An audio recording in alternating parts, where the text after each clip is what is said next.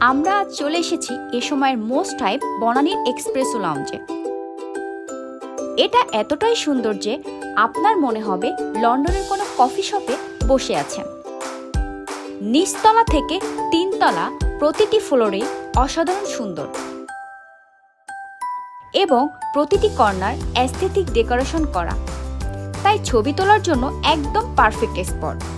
এদের টপ ফ্লোরে সন্ধ্যার লাইভ মিউজিক চলে এবং সবথেকে আকর্ষণীয় এই পিয়ানোটি।